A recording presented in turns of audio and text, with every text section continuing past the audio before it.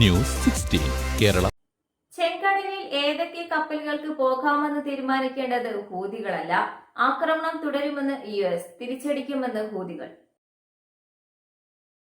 യമനിൽ ആക്രമണം തുടരുമെന്ന് വ്യക്തമാക്കി USഉം ചെങ്കടലിൽ കപ്പലുകൾക്ക് നേരെ തിരിച്ചടിക്കുമെന്ന് മുന്നറിയിപ്പ് നൽകി ഹൂതി വിമതരും. കഴിഞ്ഞ ദിവസം ഹൂതി കേന്ദ്രങ്ങളിൽ US കനത്ത വ്യോമാക്രമണം നടത്തിയതിന് പിന്നാലെയാണ് ഏറ്റുമുട്ടൽ ശക്തമാകുമെന്ന റിപ്പോർട്ട് പുറത്തുവന്നത്. ചെങ്കടലിൽ ഏതൊക്കെ കപ്പലുകൾക്ക് കടന്നു പോകാൻ പാടില്ല എന്ന് തീരുമാനിക്കാൻ ഹൂതികളെ സമ്മതിക്കില്ലെന്നും അവരുടെ ശക്തി തകർക്കുന്നതുവരെ ആക്രമണം തുടരുമെന്നും US state secretary Marco Rubio പറഞ്ഞു. ആക്രമണത്തിൽ വിവിധ ഹൂതി നേതാക്കൾ കൊല്ലപ്പെട്ടെന്ന് US പ്രസിഡന്റ് ഡൊണാൾഡ് ട്രംപിന്റെ സുരക്ഷാ ഉപദേഷ്ടാവ് മൈക്ക് വാൾസ് അവകാശപ്പെട്ടെങ്കിലും വിശദാംശങ്ങൾ നൽകിയില്ല.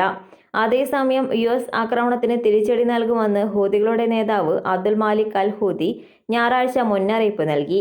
USന്റെ ചരക്ക് കപ്പലുകളെയും യുദ്ധക്കപ്പലുകളെയും വിമാനവാഹിനികളെയും ലക്ഷ്യമിട്ടായിരിക്കും തിരിച്ചടി നൽകുക. US കടന്നുകയറ്റം തുടർന്നാൽ ആക്രമണം കൂടുതൽ രൂക്ഷമാകുമെന്നും അദ്ദേഹം വ്യക്തമാക്കി. അതിനിടെ വിമാനവാഹിനിയായ USS ഹാരി എസ് ട്രൂമാനെ മിസൈലുകളും ഡ്രോണും ഉപയോഗിച്ച് ആക്രമിച്ചതായി ഹൂതി വിമതർ അവകാശപ്പെട്ടു. എന്നാൽ വ്യോമാക്രമണത്തിന് മറുപടിയായി ഹൂതികൾ 11 ഡ്രോണുകളും മിസൈലും പ്രയോഗിച്ചതായി US രഹസ്യവൃത്തങ്ങൾ സമ്മതിച്ചു. ഹൂതികളുടെ 10 ഡ്രോണുകൾ വ്യോമസേനയും 1 ഡ്രോൺ നാവികസേനയും വെടിവെച്ചിട്ടു. മിസൈൽ കടലിൽ പതിച്ചതായും ഒന്നും യുദ്ധക്കപ്പലുകളിൽ ഇടിച്ചില്ലെന്നും ഉദ്യോഗസ്ഥൻ പറഞ്ഞു. കഴിഞ്ഞ ദിവസത്തെ US ആക്രമണത്തിൽ യമനിൽ മരിച്ചവരുടെ എണ്ണം 53 ഹൂതി ആരോഗ്യ മന്ത്രാലയം അറിയിച്ചു. ഇവരിൽ 5 സ്ത്രീകളും 2 കുട്ടികളും ഉൾപ്പെടും. 100-ലേറെ പേർക്ക് പരിക്കേറ്റിട്ടുണ്ട്.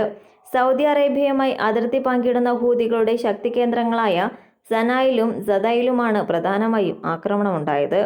ആക്രമണം യമനിലെ ജനങ്ങളുടെ ജീവിത സാഹചര്യം കൂടുതൽ ദുരിതപൂർണമാക്കുമെന്ന് UN സെക്രട്ടറി ജനറൽ ആന്റോണിയോ ഗുട്ടറസിന്റെ വക്താവ് മുന്നറിയിപ്പ് നൽകി. ഏറ്റുമുട്ടലുകളിൽ നിന്ന് ഇരുവിഭാഗവും പിന്മാറണമെന്നും അദ്ദേഹം ആവശ്യപ്പെട്ടു. News 16 news desk.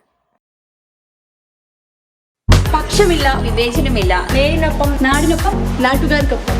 News 16 Kerala channel.